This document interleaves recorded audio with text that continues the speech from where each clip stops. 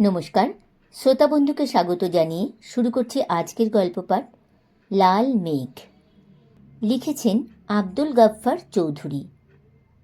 বন্ধুরা, গল্পটি ভালো লাগলে একটি লাইক করে দিও আর চ্যানেলটিকে সাবস্ক্রাইব করে পাশে থাকার অনুরোধ রইল। তো চলো শুরু করা যাক আজকের গল্প লাল মেঘ। আকাশে একটু লাল রঙের মেঘ জমেছিল, সন্ধ্যা সূর্যের আভা।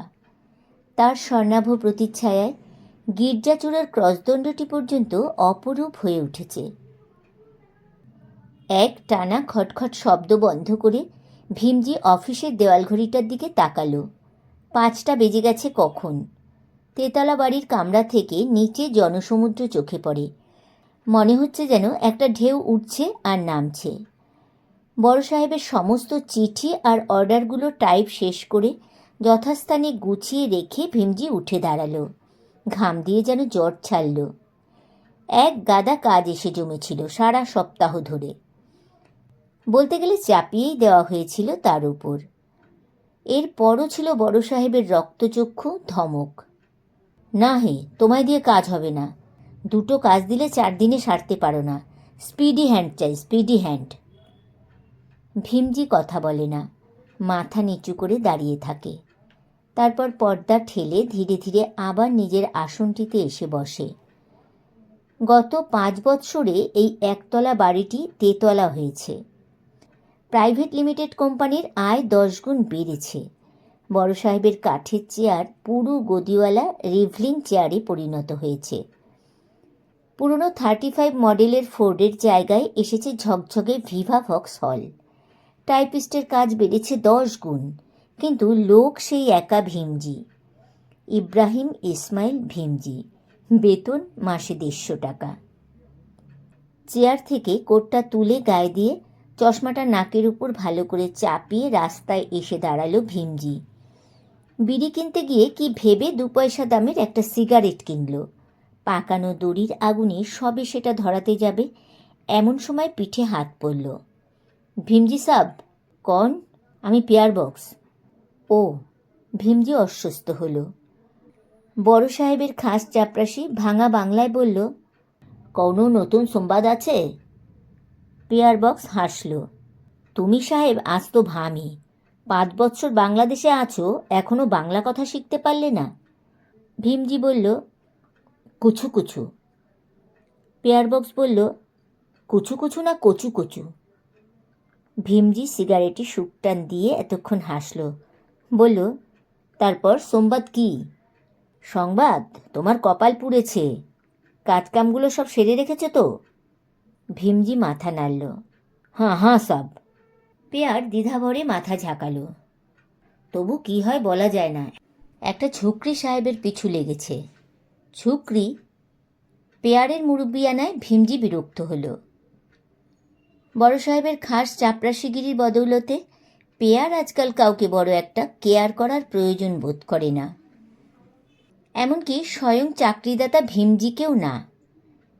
এমনভাবে কথা বলে যেন তার চাপরাশিগিরি আর ভীমজির টাইপিস্টের চাকরি একই পর্যায়ের, কিংবা পেয়ারই কিছুটা উঁচু পর্যায়ের। ভীমজি প্রথম দিন থেকেই অবস্থাকে মেনে নিয়েছে। জিন্দেগির রীতি এই, না মেনে উপায় কি? একদিন যাকে কৃপা করেছিল ভীমজি, আজ তাকে ঈর্ষা করে। একটা আধময়লা খাকি বুশশার্ট গায়ে পেয়ারের প্রথম আবির্ভাব এই অফিসে। ভীমজির কাছে কাতর কণ্ঠে বলেছিল, একটা চাকরি দিতে পারেন হুজুর? পরিবার পরিজন নিয়ে মারা যেতে বসেছি। ভীমজি বড় সাহেবের পার্সোনাল ফাইল ডিল করছিল। বিরক্ত হয়ে বলল, নকরি উকরি হবে না। কিন্তু পেয়ারের মুখের দিকে তাকাতেই কেমন একটা আশ্চর্য বেদনায় টনটন করে উঠল তার বুক। মনে হলো সে নিজেই যেন কপর্দকশূন্য অবস্থায় লখনৌ থেকে ঢাকা এসে চাকরির প্রত্যাশায় ন্যাশনাল বিল্ডার্স প্রাইভেট লিমিটেড কোম্পানির বড় সাহেবের সামনে এসে দাঁড়িয়েছে। তারপর নিজেই ফাইল থেকে কাগজ বের করে চাকরির দরখাস্ত টাইপ করে দিল। ম্যাট্রিক পাস ইংরাজি বিদ্যা দিয়ে গুছিয়ে লিখল পেয়ারের করুণ আবেদন। উল্লেখ করতে ভুলল না, যুদ্ধের সময় সে পাইওনিয়ার ফোর্সে ঝানু ফিল্ডম্যান ছিল। টাইপ শেষ হলে বড় সাহেবের কাছে পাঠিয়ে দিয়ে বলল, যাও, এখন তোমার তকদির। ভীমজি মাথা তুলল। সেই পেয়ার আজ। তবু বিরক্ত গোপন করে বলল, ছোকরি হিন্দু? পেয়ার ততক্ষণে একটা বিড়ি ধরিয়েছে। হেসে বলল, না হে না, মুসলমান। ভীমজির বিস্ময় বাড়ল। বঙ্গাল? হ্যাঁ হ্যাঁ, বাঙালি। বঙ্গাল ওরত কাজ করবে অফিসে? ভীমজির বিশ্বাস হলো না। হিন্দু জেনারা স্বাধীন, লেখাপড়া জানে। লখনৌ আর কলকাতা থেকে তাদের ভয়েই পালিয়ে এসেছিল ভীমজি ঢাকায়। অন্তত এখানে জেনানা স্বাধীন হয়ে ছোটোখাটো চাকরি থেকে অর্ধশিক্ষিত পুরুষদের বিতরণ করতে এখনও এগিয়ে আসেনি। রাস্তায় বিজুলিবাতি জ্বলে উঠল। পেয়ার বক্স পানের পিকে ঠোঁট লাল করে বিদায় নিল। ভীমজি তখন চিত্তরঞ্জন অ্যাভিনিউর মোড়ে। পরদিন হাজিরা বইয়ে সই করতে না করতেই বড় সাহেবের ঘরে ডাক পড়ল।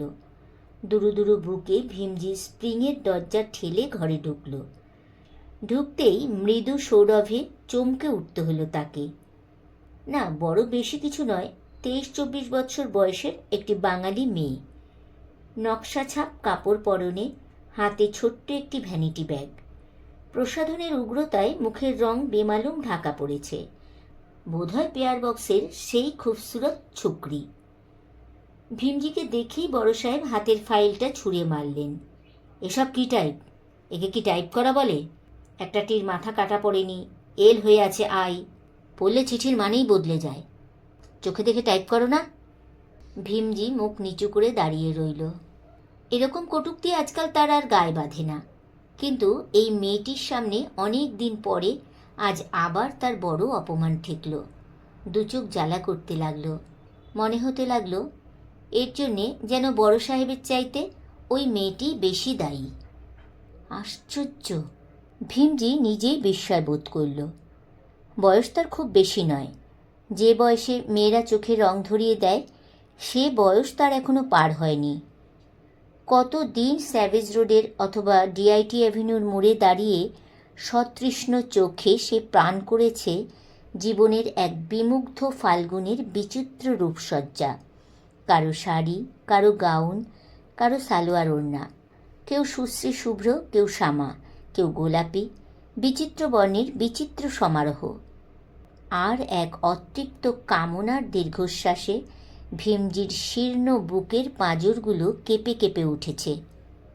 কিন্তু আজ এই শরতের সকালের সুরভি মাখানো মুহূর্তে কানায় কানায় যৌবন ভরা শরীর এই মেয়েটির দিকে তাকিয়ে ভীমজির মন থেকে সেই বহু পরিচিত দীর্ঘশ্বাসটি বেরিয়ে এলো না। এক অক্ষম আক্রোশে সে মাথা নিচু করে রইল। বড় সাহেব ততক্ষণে তার ধমকের পশলা শেষ করে ধাতস্থ হয়েছেন। বললেন, আসলে কাজে তোমার মন নেই, তাহলে জবাব দাও না কেন? ভীমজির মনে পড়ল, সম্ভবত তার চেয়েও বয়সে প্রাচীন টাইপরাইটার মেশিনটির প্রায় অচল হওয়ার কথা কম করে হলেও সে বড় সাহেবের কাছে 50 বার তুলেছে। সে কথা স্মরণ করিয়ে দিয়ে লাভ নেই। বড়লোকের ভুল ধরিয়ে দিলে যে নিস্তার থাকে না, এ কথা ভীমজি হাড়ে হাড়ে বোঝে।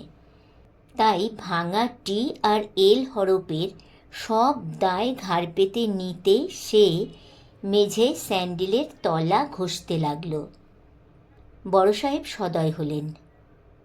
যাও, তুমি কোম্পানির পুরনো লোক, তাই হঠাৎ করে আর জবাব দিলাম না। দেখে শুনে কাজ করো। আর একে নিয়ে যাও, এখন থেকে ইনিই আমার ফাইল ডিল করবেন। তুমি অর্ডিনারি ফাইল দেখবে, নতুন একটা মেশিনের অর্ডার দেওয়া হয়েছে, সেটা ওকে দেবে। ভীমজি কৃতার্থ হয়ে বড় সাহেবের দিকে তাকালো। তিনি ফের মুখে পাইপ ঢোকালেন। মেয়েটি এবার ভীমজির কাছে এগিয়ে এলো, বলল, চলুন মিস্টার ভীমজি। ভীমজি চমৎকৃত হলো। বাইরে এসে বলল, আপ আমার নাম জানেন? মেয়েটি মাথা দোলালো। হ্যাঁ, বড় সাহেবের মুখেই শুনেছি। আর আমার নাম রোজিনা। ভীমজি হাসল। মিস রোজিনা? মিস রোজিনা সলজ্জ ভঙ্গিতে হেসে তার হাসির জবাব দিল। দুদিনের মধ্যেই ভীমজির ঘর বদলে গেল। ছোট ঘরটার মাঝখানে পড়ল পাতলা নীলাভ স্ক্রিন, ওপাশে মিস রোজিনার জন্য ঝকঝকে চেয়ার টেবিল আর নতুন টাইপরাইটার। দেয়ালে কোনো এক বীমা কোম্পানির চমৎকার ক্যালেন্ডার, তাতে নিত্য পড়া স্বল্প বর্ণা সুন্দরীর ছবি। মাথার উপর ফ্যান ঘুরছে নিঃশব্দে। ভীমজি যা কোনোদিন কল্পনাও করতে পারেনি। তবু রোজিনার উপর রাগ করা বা তাকে ঈর্ষা করার মতো সুযোগ হলো না তার। এতদিনে কল্পনার অধরা ছবি যেন মূর্তিমতী হয়ে ভীমজির পাশে এসে ঠাঁই নিয়েছে, অথচ পরিচয়ের সহজ স্বাচ্ছন্দ্যে সে ভীমজিকে এতটুকু দূরে থাকতে দিল না, কিংবা তার রূপের আভায় একটা জ্যোতির্ময় বহু রচনা করে তাতে নিজেকে সগর্বে আড়াল করে রাখল না। ভীমজি ঈর্ষা করবে কাকে? এমন সহজ স্বচ্ছন্দতায় সে অভিভূত হয়ে পড়ল। সত্যি এতটা সে আশা করেনি। প্রথম দিনই রোজিনা নিজ হাতে পাতলা নীলাভ পর্দাটা সরিয়ে দিল। বলল, কাজ করি যখন একই, তখন আর এই ব্যবধান কেন, কি বলেন? আপ কি মর্জি। ভীমজি হাসল। আর উর্দু শুনেই যেন হেসে লুটোপুটি খেল রোজিনা। ভীমজি অপ্রতিভ হল। 5 বৎসরের মধ্যে বাংলা না জানার দরুন এই প্রথম সে ভারী লজ্জা পেল। বলল, আমি বাংলা শিখবে, শিখলাবেন? রোজিনা সম্মতিসূচক একটা মধুর ভঙ্গি করল। পরদিনই আর এক কাণ্ড। বড় সাহেবের চিঠি টাইপ করতে বসে রোজিনা হেসেই কুটুকুটি। হাসির শব্দে সচকিত হয়ে ভীমজি তাকালো তার দিকে। রোজিনা বলল, ওমা, হাতের লেখার কি ছিরি? ছিরি কথাটা বুঝতে না পেরে ভীমজি চুপ করে রইল। রোজিনা তখন হাতের ছোট্ট রুমালটা দিয়ে কপালের ঘাম মুছে হাসল। Have you ever seen such a handwriting? ভীমজির মুখ থেকে সহসা বেরোল, কভি নেহি। রোজিনা হাসতে হাসতে তার পাশে এসে দাঁড়ালো। ভীমজি তাকালো চিঠিটার দিকে। হাতের লেখার বড় বেশি দোষ নেই, খুব খারাপ নয় বড় সাহেবের হাতের লেখা। আর 5 বৎসরের অভ্যাসে এ হাতের লেখা তো ভীমজির কাছে সরল লেখার মতো সহজ। তাই মৃদু হেসে বলল, আমি পড়িয়ে দেবে? রোজিনা আবার মধুর ভঙ্গিতে হাসল। পড়ে দিলে আর কি হবে সাহেব, এ হাতের লেখা চিনিয়ে উঠতেই আমার 7 দিন লাগবে। বলে সে হতাশভাবে নিজের চেয়ারে গিয়ে বসে পড়ল। ভীমজি আর কথা বলে না। হঠাৎ চিঠিটা এনে নিজের মেশিনে চড়িয়ে দিল। মৃদু স্বরে বলল, ঘাবড়িয়ে মত, আমি সব ঠিক করিয়ে দেবে। পহলা পহলা একটু তকলিফ হবেই, জ্যাদা নেই। রোজিনা কৃতজ্ঞ চোখে তার দিকে একটা মুগ্ধ কটাক্ষ হানল। ভীমজির জীবনে এ এক আশ্চর্য অনুভূতি। এতদিনে পর্বত গুহার শিলীভূত তুষার অকস্মাৎ প্রাণ পেয়েছে। রক্তে পার্বত্য নদীর উদ্দাম স্রোত, চোখে রক্তের নেশা। অদ্ভুত সব কল্পনায় আর কামনায় যেন মনটা সাঁওতালি বাজনার মতো দ্রিম দ্রিম শব্দে বাজতে থাকে। স্যাভেজ রোডের মোড়ে দাঁড়িয়ে আর মেয়ে দেখে না ভীমজি। ফুরসত কই তার? দেয়াল ঘড়ির কাঁটা 4টের ঘর পেরোল। রোজিনা তখনও অলস ভঙ্গিতে চেয়ারে বসে। তার হাতের কাজ সবকটাই শেষ করে দিয়েছে ভীমজি। তবু ছুটির পরও তাকে বসে থাকতে দেখে ভীমজি অবাক হল। তার পরিচিত ভাঙা বাংলায় বলল, আপনি যাচ্ছেন না? রোজিনা বলল, না, একসঙ্গে যাব, তাড়াতাড়ি করুন। বিস্মিত ভীমজির মুখে কথা বেরোল না। কে যেন তার সমস্ত স্নায়ু ধরে আচমকা জোরে নাড়া দিয়েছে। এক বিস্ময়কর অনুভূতির তীব্রতায় আচ্ছন্ন চেতনা। মনে হলো রোজিনা তাতে অসংখ্য ফুলের পরাগ মাখিয়ে দিয়েছে। আলো ঝলমল সন্ধ্যায় দুজনে রাস্তায় বের হলো। রোজিনার পরনে নীল রঙের শাড়িতে শুভ্র উজ্জ্বল আলোর প্রতিফলন সারা দেহে এক আশ্চর্য নীলাভ জ্যোৎস্না সৃষ্টি করেছে। কিছুক্ষণের জন্য ভীমজি আত্মবিস্মিত হল। সমস্ত দীনতা হীনতার ঊর্ধ্বে দিগ্বিজয়ী পৌরুষ চেতনা তাকে আচ্ছন্ন করল। মস্তিষ্কের কোষে যেন সম্রাট চেঙ্গিস খাঁর অশ্বক্ষুরের আওয়াজ প্রতিধ্বনিত হচ্ছে। কে বলবে এখন সে ন্যাশনাল বিল্ডার্স প্রাইভেট লিমিটেডের অখ্যাত, লাঞ্ছিত, দরিদ্র টাইপিস্ট? লা সানির কাছে এসে রোজিনা থামল। চলুন এক কাপ চা খাওয়া যাক, এতটা পথ আপনাকে হাঁটিয়ে আনলাম। ভীমজি আমতা আমতা করল। রোজিনা হাসির তরঙ্গ তুলল। বেশ তো, প্রতিদানে আর একদিন না হয় আপনি খাওয়াবেন। এবার আর আপত্তি করা গেল না। সম্রাট চেঙ্গিস খাঁ যেন বিজিত দুর্গ প্রাকারে ঢুকছেন। অসংখ্য বিস্মিত, ঈর্ষান্বিত, মুগ্ধ চোখের দৃষ্টি হেলায় এড়িয়ে বিজয়ীর পদক্ষেপে দরজা পেরুল ভীমজি। আর সেই সঙ্গে নিয়ন গ্যাসের অত্যুজ্জ্বল আলোয় সাবানের ফেনার রঙিন বুদবুদের মতো তার সমস্ত কল্পনা মুহূর্তে উবে গেল। রোজিনার পাশে নিজেকে দাঁড় করিয়ে সহসা মনে মনে বড় অপ্রতিভ হল ভীমজি। ছি, কি তার চেহারা, কি পোশাকের ছিঁড়ি! এতক্ষণ খেয়ালই করেনি সে। আজ দুদিন ধরে ব্লেডের অভাবে দাড়ি কামানো হয়নি। খোঁচা খোঁচা জংলা দাড়িতে সারা মুখটা ভরে আছে। তেলের অভাবে মাথার চুল উস্কো খুস্কো। ততোধিক হতশ্রী কাপড় চোপড়গুলো গায়ের। হাওয়াই শার্টটার রং একেবারে ডিপ ব্লু ছিল। এখন সে সম্পর্কে রীতিমতো গবেষণা করতে হয়। সাদা প্যান্টটার এখানে ওখানে ধুলো আর কাদার ছিটে লেগে আছে। পায়ের কাবুলি স্যান্ডেলটার বহু বিচিত্র বর্ণের চামড়ার জোড়াতালি চিহ্ন মিলে দেবার মতো ব্যবস্থা হয়েছে।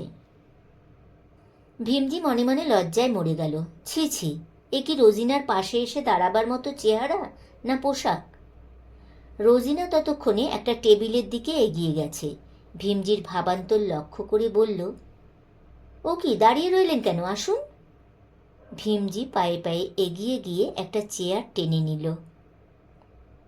পরদিন অফিসে ঢুকে আর নিজের ঘরে নয়, সোজা ক্যাশিয়ারের টেবিলে গিয়ে দাঁড়ালো ভীমজি। বলল, কুছ অ্যাডভান্স।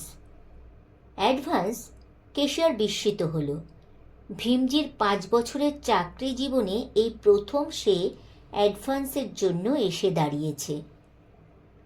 বলল, কত? 100।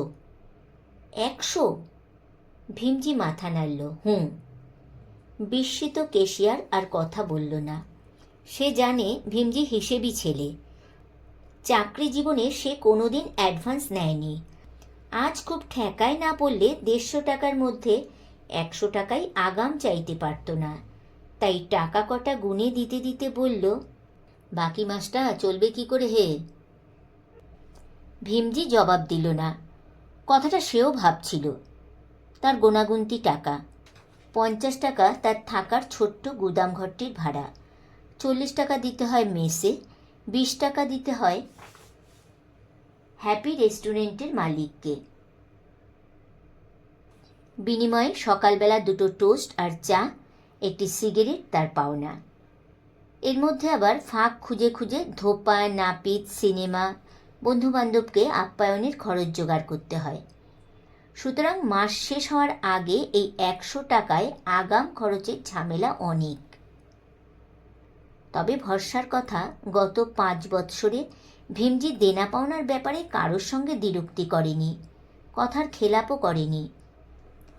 তাই হঠাৎ একটু টানাটানিতে পড়েছে বললে হ্যাপি রেস্টুরেন্টের মালিক থেকে বাড়িওয়ালা অবধি সকলেই তাকে অন্তত 2-1 মাস টাকার জন্য তাগাদা দেবে না। 100 টাকা খরচ হতে দেরি হলো না। সেদিন ভীমজির অফিসে একটু লেট হয়ে গেল। রোজিনা বড় সাহেবের চিঠি হাতে টাইপরাইটারের সামনে বসে হাঁসফাঁস করছিল। এমন সময় ভীমজিকে দেখে হেসে ফেলল। আজ তার ক্লিন শেভড মুখ, পরনে সাদা জিন্সের কড়া কিপ্টের প্যান্ট, গায়ে টেট্রনের সাদা হাওয়াই শার্ট, পায়ে কাবুলের বদলে প্রাচীন গ্রিক চপ্পল টাইপের স্যান্ডেল শু। রোজিনা হাত তুলে নমস্কারের ভঙ্গিতে বলল, সুপ্রভাত। ভীমজি কিছুটা অপ্রতিভ হল। সহসা তার এই পরিপাট্যে রোজিনা কিছু ভাবল কি না, কোনো অর্থ করে বসল কি না ভেবে সে লজ্জিত হয়ে পড়ল, কথা বলতে পারল না। রোজিনা আবদারের ভঙ্গিতে বলল, কই বসুন, দাঁড়িয়ে রইলেন কেন? ভীমজি জোর করে লজ্জামুক্ত হয়ে বসতেই রোজিনা হঠাৎ বিষণ্ণ মুখে দীর্ঘশ্বাস ছাড়ল। আমার নকরিটা আর রইল না মিস্টার ভীমজি। ভীমজি মুহূর্তে কালো হয়ে গেল, বলল, কেন? সশব্দে নতুন মেশিনটাকে নেড়ে রোজিনা বলল, এই দেখুন না, এই মেশিনটাকে নিয়ে আমি আর পারছি নে। একদিন তবু আপনি দয়া করে আমার কাজগুলো করে দিয়েছেন, তখন বলছিল বড় সাহেবের হাতের লেখা। এখন হাতের লেখা যা একটু বুঝে উঠেছি, অমনি গোল বাঁধিয়েছে মেশিনটা। নতুন মেশিনে কাজ করা এত ঝক্কি কে জানতো? দেখুন। ভীমজি এগিয়ে এসে দেখল একটা চিঠির অর্ধাংশ রোজিনা টাইপ করেছে। দেখেই বুঝল অ্যাপ্রেন্টিসের কাজ। কোথাও লাইন বেঁকে গেছে, হরফ ঠিকমতো বসেনি, স্পেস ঠিকমতো হয়নি, তাই মেশিনটার ঘাড়ে দোষ চাপানো হচ্ছে। সঙ্গে সঙ্গে তার কাছে প্রথম দিন বড় সাহেবের হাতের লেখা না বোঝার রহস্যটা পরিষ্কার হয়ে গেল। রোজিনা তার মনের ভাব আন্দাজ করে মুহূর্তে নিজেকে সামলে নিল। বলল, আপনি ভাবছেন আমি কাজ জানি না, না? ফাঁকি দিয়ে চাকরি নিয়েছি। এটা আপনার ভুল ধারণা মিস্টার ভীমজি। আমার কাছে ইংল্যান্ড কমার্শিয়াল কলেজের সার্টিফিকেট আছে, দেখবেন? ভীমজি গভীর সহানুভূতির সঙ্গে মৃদু হেসে বলল, না, আমি বিশ্বাস করি। রোজিনা গম্ভীর হয়ে বলল, নতুন মেশিন এখনো তেল তুলো পড়েনি, তাই প্রথম দিকে ঠিকমতো চলছে না। আপনি তো পুরুষ মানুষ, দেখুন না শক্ত হাতে এটাকে ঠিক করে নিতে পারেন কি না। ভীমজি জবাব দিল না। ততক্ষণে তার সব সংকোচ কেটে গেছে।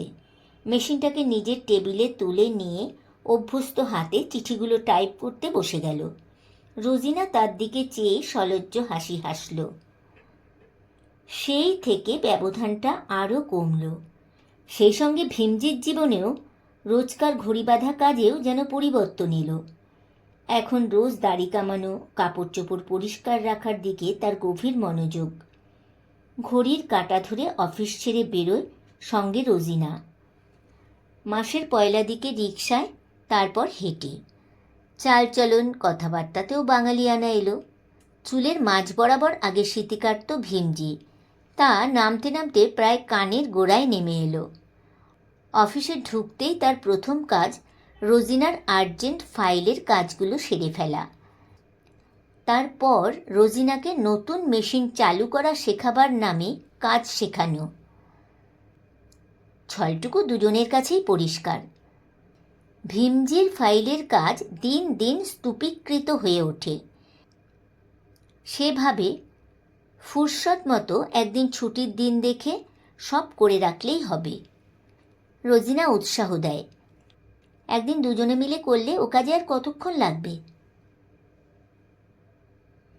তার মুখের দিকে তাকিয়ে পরম আশ্বাসে ভীমজি হাসে।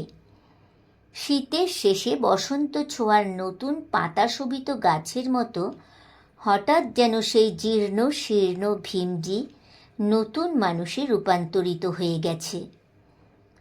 ঘড়ির কাঁটা 4টের ঘরে পৌঁছতে আজ ভীমজি প্রথম বলল, চলুন যাওয়া যাক। এখন আর তার কথা ভাঙা বাংলা ও উর্দু মিশ্রণ নয়।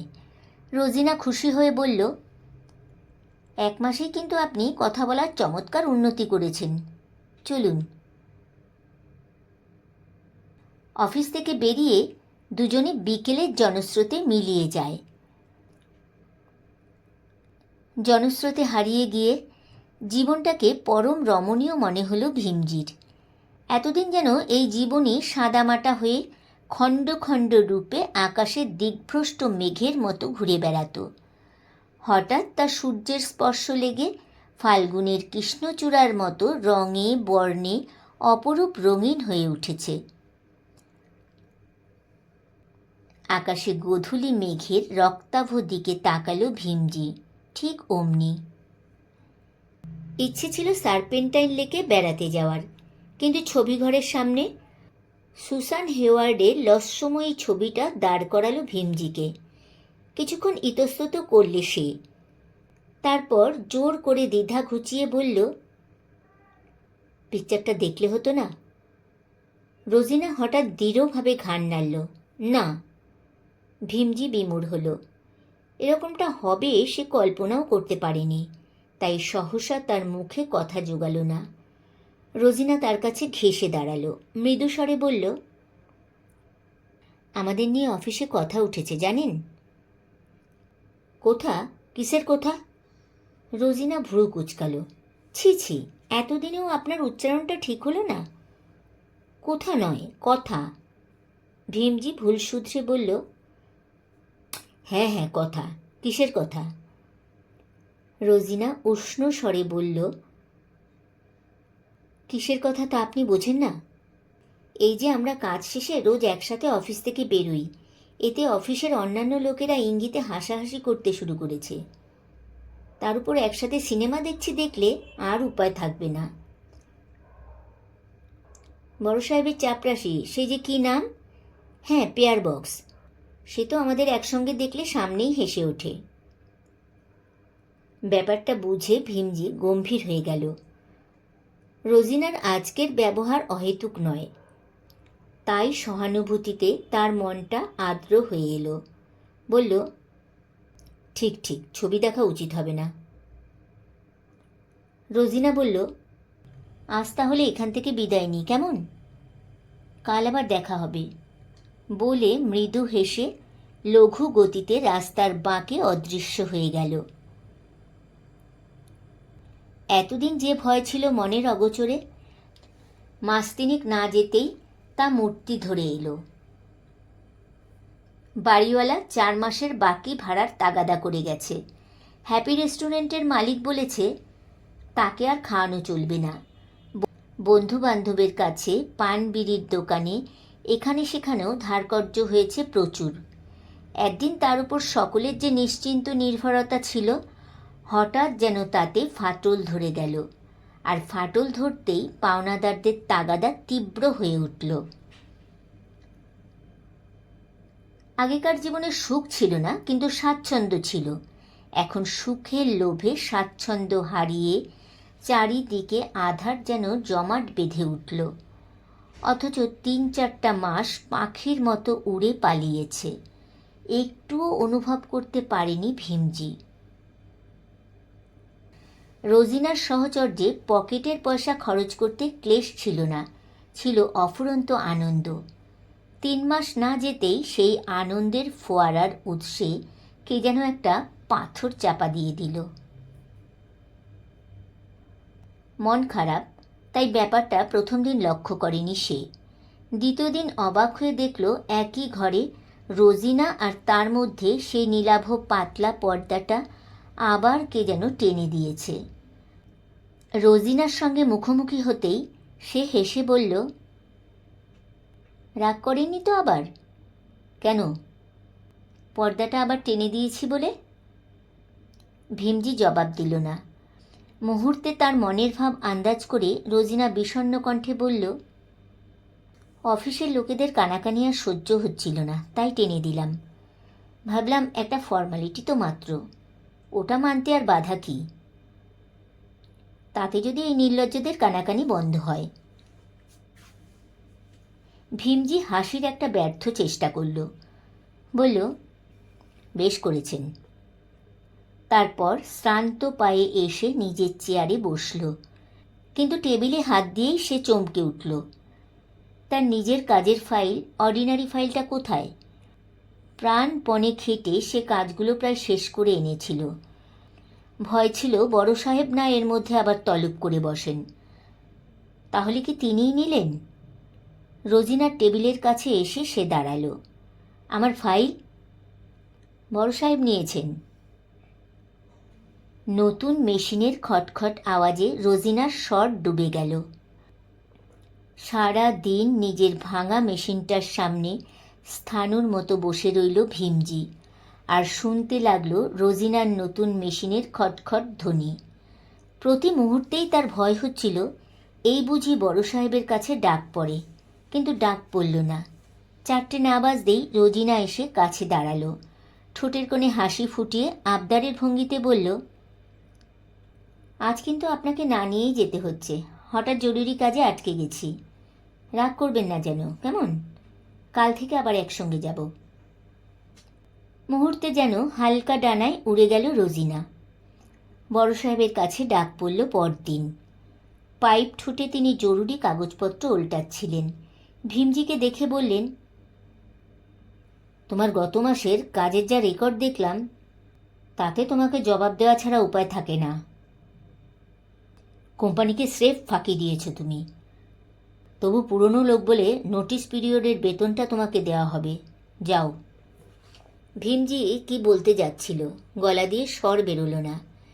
বড় সাহেব ঠোঁট থেকে পাইপ সরিয়ে বললেন, কোনো অ্যাপিল চলবে না, কোনো অ্যাপিল চলবে না। তোমার চেয়ে মিস রোজিনা নতুন লোকেও ভালো কাজ দেখিয়েছে, তাই ভাবছি তোমার পোস্টেও চটপটে অ্যাক্টিভ ইয়াং গার্লকেই বসাবো। আর কথা নয়, যাও, নোটিশে আমি সই করে দিয়েছি। বড় সাহেব মিথ্যে বলেনি। নিজের কামরায় ঢুকতেই ভীমজির চোখ পড়ল টেবিলের ওপর মেটে রঙের খামটায়। খুলতেই টাইপ করা চিঠিটা যেন কথা বলে উঠল, your services are no longer required. বাকি কথাগুলো ঝাপসা হয়ে এলো। ভীমজি চোখ মুছে ফের তাকালো। নিচে বড় সাহেব সই করেছেন, তারও নিচে টাইপিস্টের নামের অধ্যক্ষরটি, আর মানে রোজিনা। কোথাও লাইন বাঁকাচোরা হয়নি, স্পেস কম বেশি পড়েনি, হরফ ওলটপালট হয়নি। চমৎকার নিখুঁত টাইপ করা চিঠি। ক্ষণিকের জন্য হলেও তৃপ্তিতে মুখ উজ্জ্বল হলো ভীমজির। শেষবারের মতো নিজের চেয়ার ছেড়ে সে উঠে দাঁড়ালো। পেছনে পাতলা নীলাভ পর্দাটা মৃদু হাওয়ায় দুলছে। একটা খটখট আওয়াজ রোজিনার মেশিনে।